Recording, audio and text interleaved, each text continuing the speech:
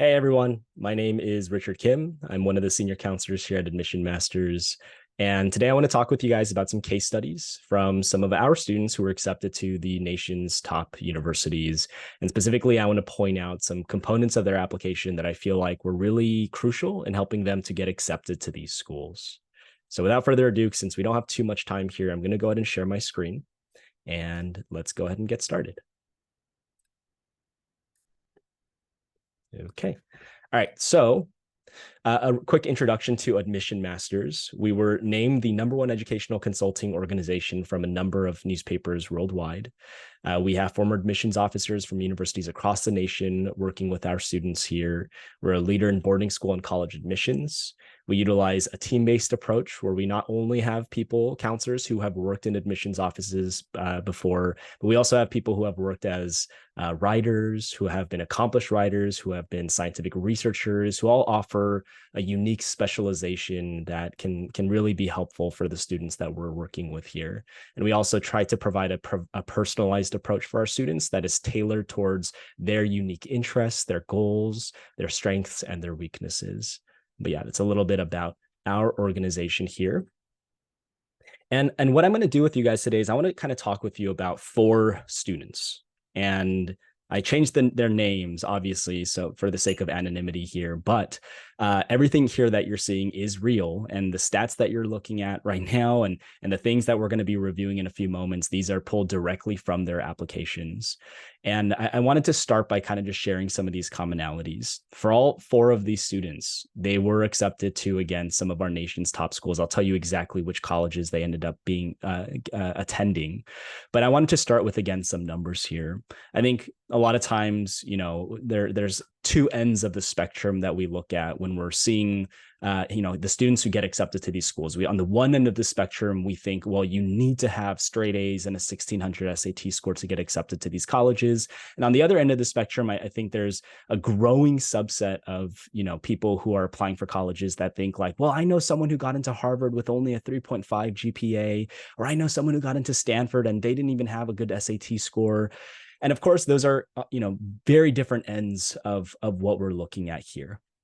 As with most things, the truth lies somewhere in the middle. But we also want to make sure that we're kind of staying realistic in terms of what the expectations are to get accepted to some of these colleges. So if you're looking at some of the GPAs here, yes, you'll notice 3 out of 4 of these students did have literally a perfect GPA, and they did take essentially the hardest classes that were offered at their schools. One student here maybe had 1 B+ in her freshman year, but for the most part, they all excelled in their courses and they took very challenging courses.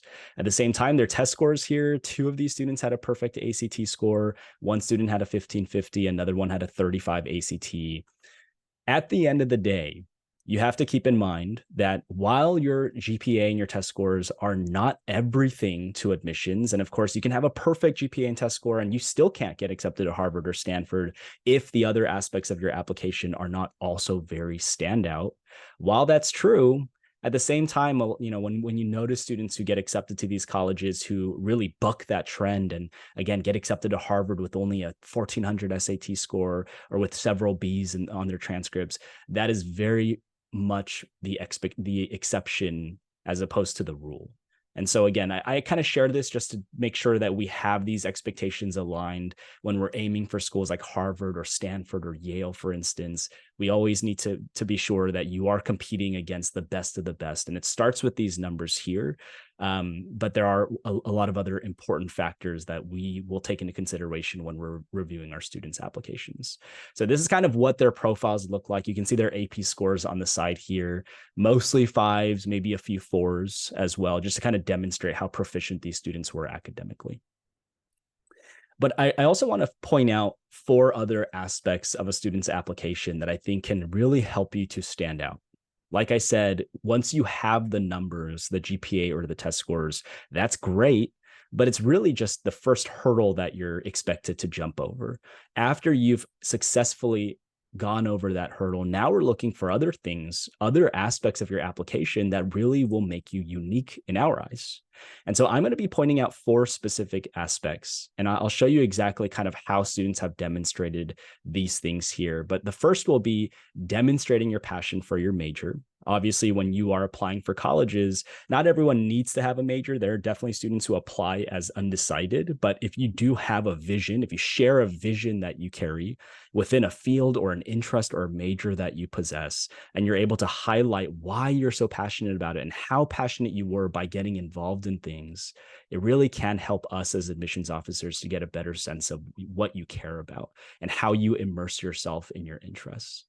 Then we can also take a look at things like community impact and uniqueness, right? The level of impact you're having on the people around you, the things that you're doing that help you to stand out and act as a hook for your applications. These can all come into play when we're reviewing why we should be accepting a student. And then, of course, we have your essays and your recommendations that also are huge components to your application that can really shed new light on your candidacy. So I'm going to kind of pinpoint each of these 4 things. I'm going to go into these a little bit more in depth, but these are some of the ways in which I expect students to try to really push themselves to stand out, because without these 4 components, it becomes extremely difficult to get accepted to some of the top universities in our country. So let's start with this very first case study here. This student's name is Darren. And specifically, I kind of want to show you how this student had demonstrated passion for his major. So for some context, he was a neuroscience, cognitive science major. He was accepted to Harvard University. And these were some of the activities that he had gotten involved in. And you'll notice when you apply for some colleges, like the common application for, if you apply to some colleges through the common application, you will be given a space for you to put up to 10 activities on your application. So these were just some of the ones that he had here, but I want to point out some of the things that he had gotten involved in. So for activities, you'll notice that he was the co-president for the OC Science group. You can see some of the numbers he put in, the amount of people that he had supported, but not only was he just volunteering to help the students in STEM fields, but he even co-authored a science activity book that actually had a link to it on Amazon. And so from the very beginning here, not only has he demonstrated passion for his major, we'll get into this for the next student as well, but that immediately sets off as a hook too, right? Something that helps him to stand out from his peers. Then you have here the president and founder of the Student Research Society, where he not only did research himself, which we'll get to, but he also created an organization at his school that allowed him to bring that research to his peers who also wanted to get involved in research. He puts it in his words, he mentions that he bridged the research accessibility gap by finding professors in his area who were able to offer mentorship to some of his students in his school. Then he did research. He was an intern for the Rockefeller University SSRP program, which is a completely free program, is very, very selective. I think only about 4% of people are accepted to this program. And he engaged in actual scientific research that led to the publication of a paper. He was the captain of his Portola Science Olympiad program. And in addition to that, you'll notice that, yeah, he did research again at UC Irvine with Professor Lee, but he also was very successful in those activities. I think it's one thing to just be involved in Science Olympiad, for instance, or just to do research. It's another thing entirely to be able to have that be accomplished, right? So if you look at some of the awards he put in, you have some of these academic ones, like, for example, earning the Atlas Fellowship or being the top 125 students in the U.S. Biology Olympiad, but he also won 31 medals in Science Olympiad, and he earned 3rd place in the Columbia Junior Science Journal Research Symposium for his work with the Rockefeller SSRP program. This is a lot. And, I really want to say, this is probably the upper tier of the amount of work that I expect students to be able to do. And of course, doing that amount, demonstrating your passion for your major and your success, your ability, your proficiency within that field through awards like these, doing that to this level, I think is rare. But of course, we can see how doing this amount of work would be valuable and would really help you to stand out to colleges like Harvard, for instance. And I guess I'm saying this to say you don't necessarily need to be at this level, but this would, to me, be the paradigm. This is what we're aiming for in order for you to really kind of demonstrate how much you love your field, how much you're actually passionate you are about the specific major that you've chosen. This is the level of immersement that we're hoping that you get involved in. So that's the first thing that I wanted to point out here. The next aspect here is community impact and uniqueness. So we'll call the student Kelly. Her major was interesting from the very beginning. She was a product and industrial design major. She initially wanted to go into art, but she also found that she carried this passion for gender and women's studies and sociology. She eventually was accepted to the Brown-RISD dual degree program, which means she pretty much will earn 2 degrees, one from the Rhode Island School of Design and the Brown University.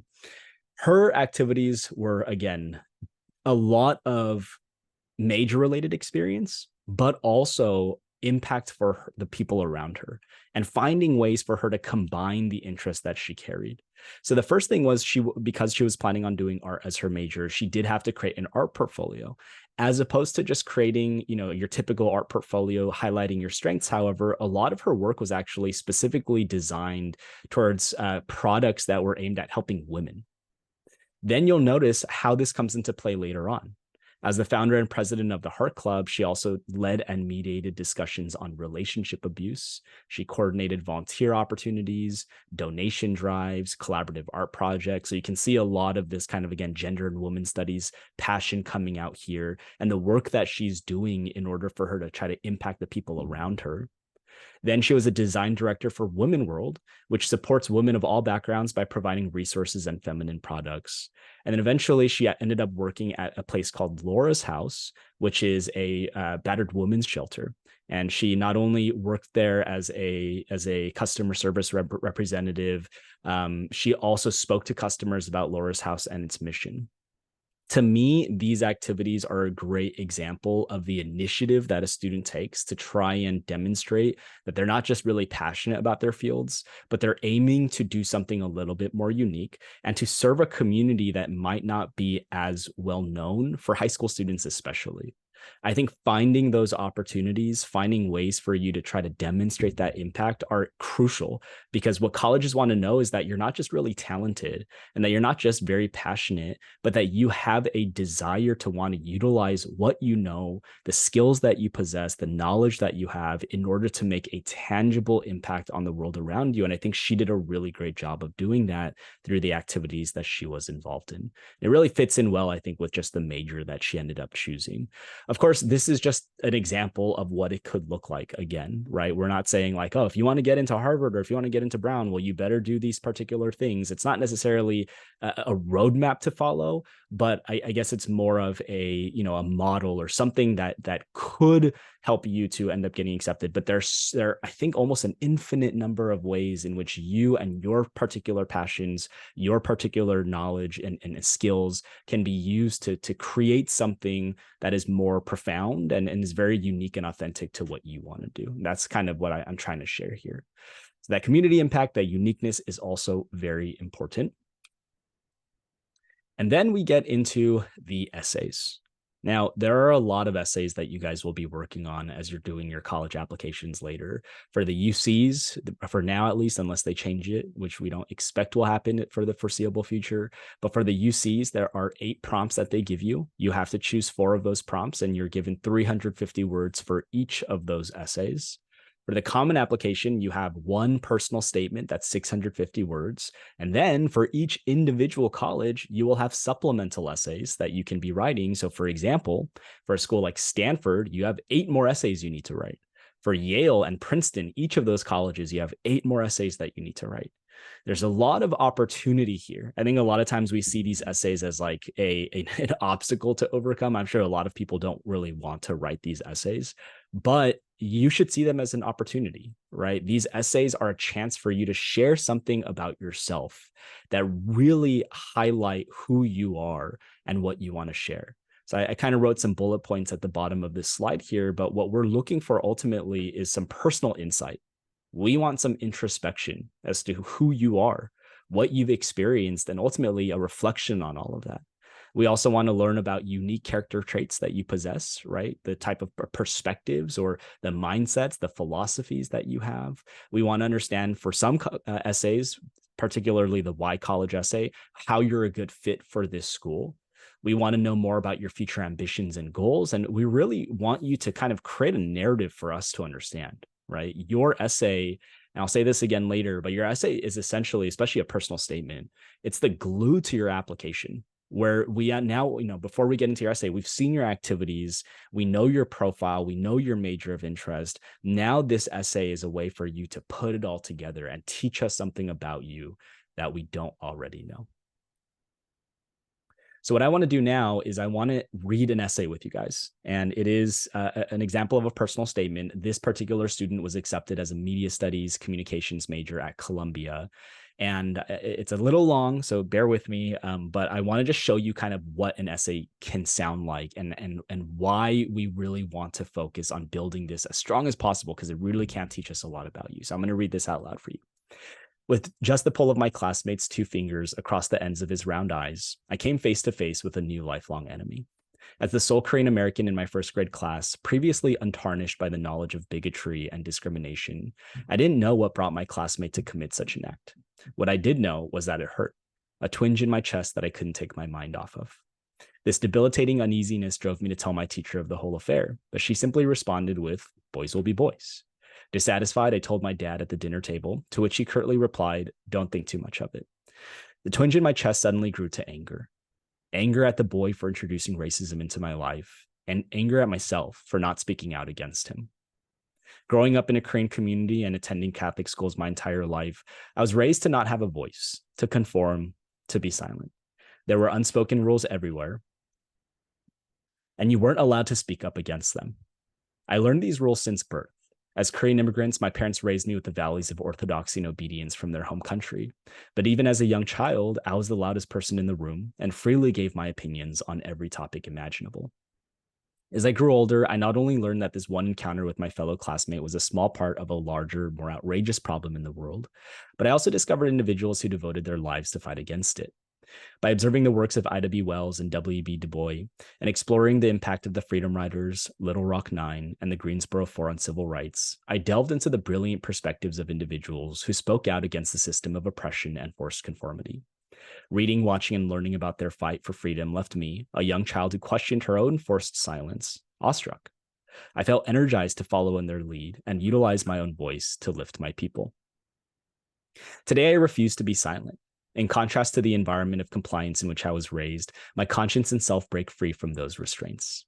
I've come to realize that my greatest asset is my voice, and I'm unafraid to use it to stand up against racism and injustice.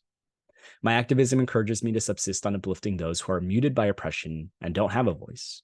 It's what inspired me to aid the Keep Koreatown protest, in which I fought to protect the thriving Korean American community in LA. It's what motivated me to organize seminars to spread awareness about Korean comfort women who were forced into sexual slavery by Imperial Japanese soldiers. And it was the driving force behind why I worked with LAUSD and LA City Council officials to remove a mural of the rising sun flag, a symbol of unjust violence towards Koreans during World War II in the heart of Koreatown. Even my art shares the exact loudness of activism I have with words. Each piece I make, no matter how it may look to the naked eye, is inspired by my passion for social justice. Although my first grade self felt ire towards my classmates' insult, I now see the encounter in a new light, as I know that it galvanized me to strengthen my own voice. What once manifested in anger became empowerment. And in the face of injustice, I will not cower behind rage, but will rather be motivated to use my voice to tackle the issues I'm confronted with. In the years to come, I'll surely face obstacles that attempt to suppress my voice. However, I'm certain that against injustice, I will always be loud. This essay is one that I feel like really helped to contribute to the student's success in her admissions processes. And I think one of the reasons for that is because when we look at her activities, we could see things like, yeah, she helped to, again, aid in the Keep Koreatown protest. She was very involved in art. But the story really acted, again, as the glue to her application, where we can see why she got involved in that protest, why she ran these seminars about Korean comfort women, why she had this art style that was focused on a very kind of activist voice, right? The whole point of this essay is to highlight that she is someone who has a lot to say. She was someone who, as a child, was kind of forced to remain quiet and to kind of just be obedient. And yet the point of her essay is to say that's not who she was, and that never was where she was comfortable.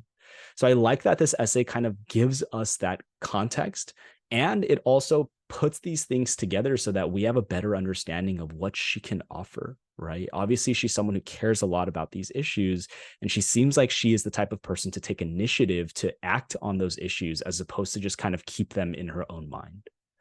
This is what we're looking for within your essays. We want to see that uniqueness. We want to see that authenticity. We want to know something about you that we'll only know by reading your essay, which this essay is a perfect example of, right? A lot of times students, again, will tell us about when they're writing their essays, they'll say like, well, I want to write about how I won this gold medal in debate, or I want to write about how I won this swim competition. And that's not to say you can't write about those things, but if the only thing we learn about you is that you won that debate award or that you won that swim meet, it's not teaching us anything new.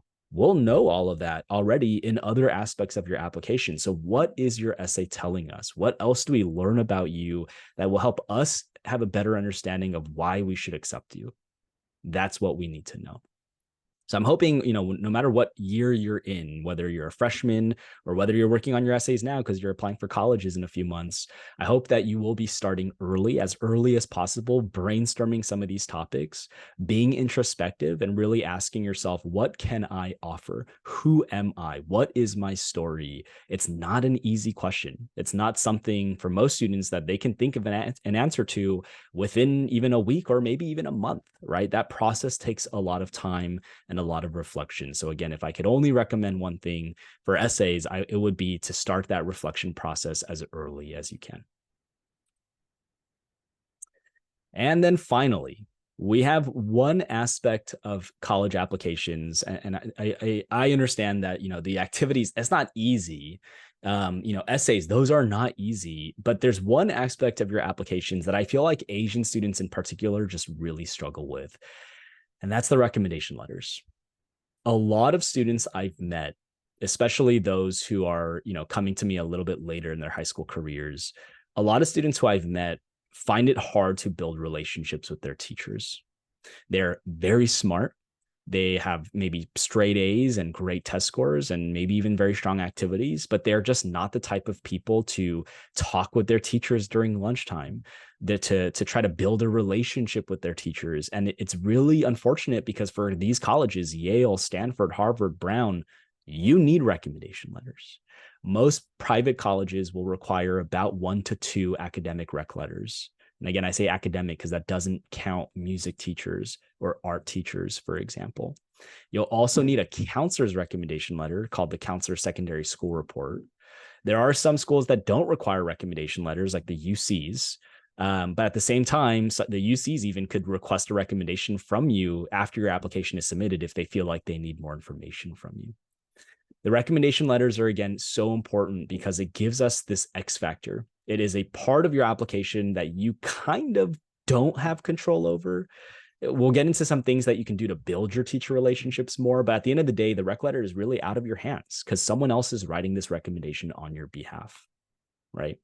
So working to build your relationships is crucial because if your recommendation letters are not exceptional, to get accepted to a school like Yale or Harvard or Brown is extremely unlikely.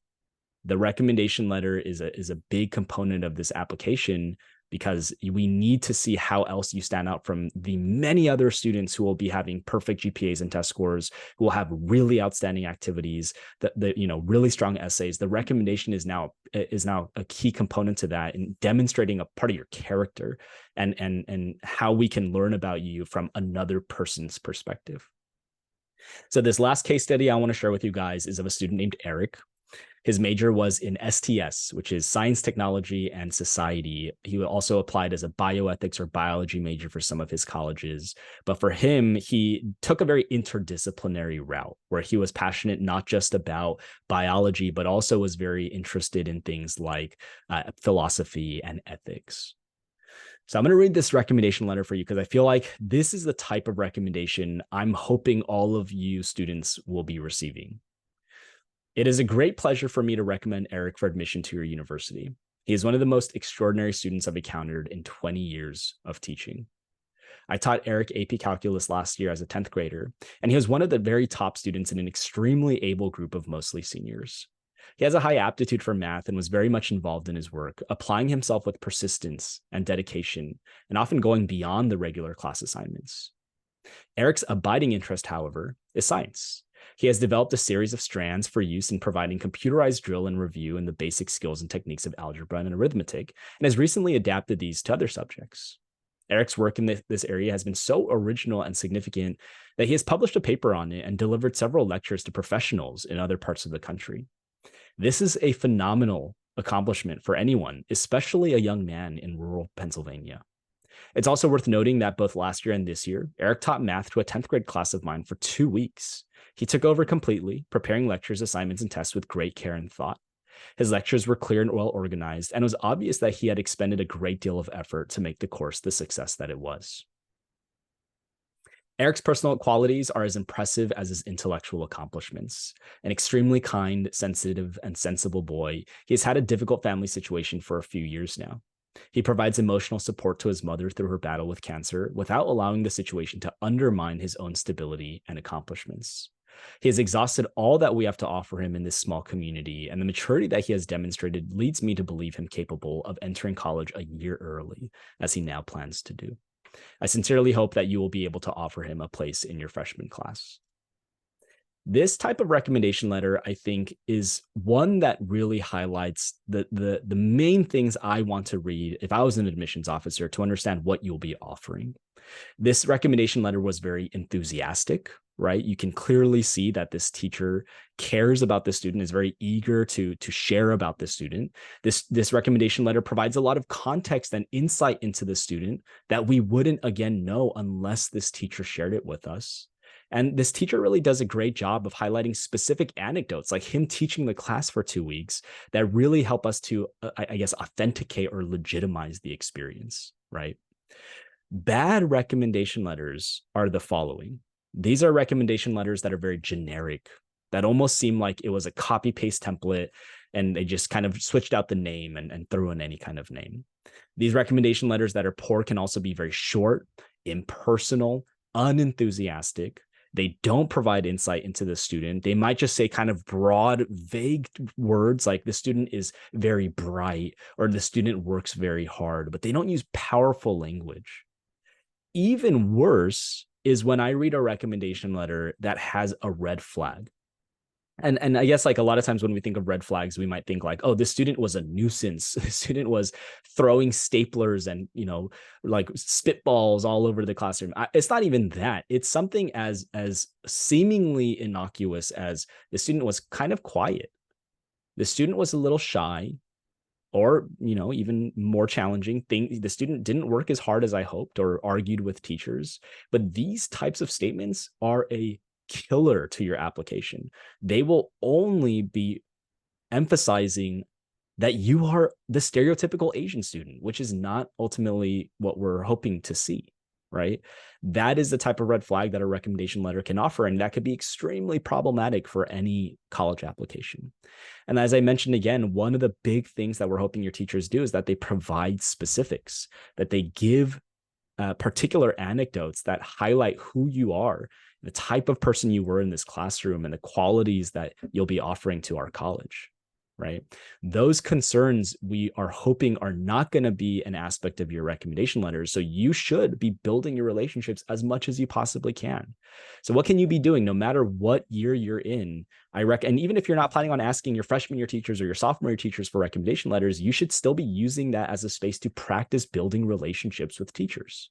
So hopefully, the things that I think are non-negotiable in making sure that this happens, you need to make sure that you're participating often within your class, raising your hand at every possible opportunity.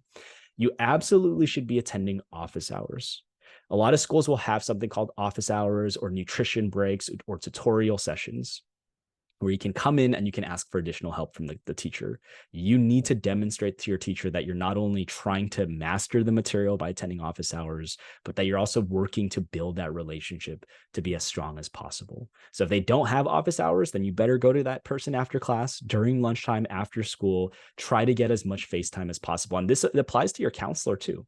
you're going to need, as I mentioned earlier, a counselor's recommendation letter. So it becomes important that you're able to highlight that as much as possible, or to work on building that as much as possible. Hopefully you're communicating with your teachers inside and outside of the classroom, showing appreciation. If you guys don't know what Teacher Appreciation Day is, it's every May. Hopefully you guys are aware of that, and you should do something nice. It doesn't have to be buying them something. Even just writing a card or a nice email at the very least can be a good way for you to build your relationships. And we want you to try your best to, again, be personal, to work to try to demonstrate an appreciation that is very personal to the person that you're working with, and not just, for example, buying a gift card and not even, making it out to that particular person, right? There's a lot of ways to build these relationships, but this is a key component of helping your application to stand out. So do not neglect the recommendation letter itself. All right, so that's all that I have time for here today. Thank you guys so much for taking the time to listen. If you guys have any questions, feel free to check us out at this website. You can just take a picture of that QR code. It'll take you to our link tree. And then you can also call us at that number at the very bottom of the screen. But I hope that all of you guys have a great day. I hope you guys have learned a lot from this seminar. And if you guys are interested, again, just feel free to contact us. Thank you.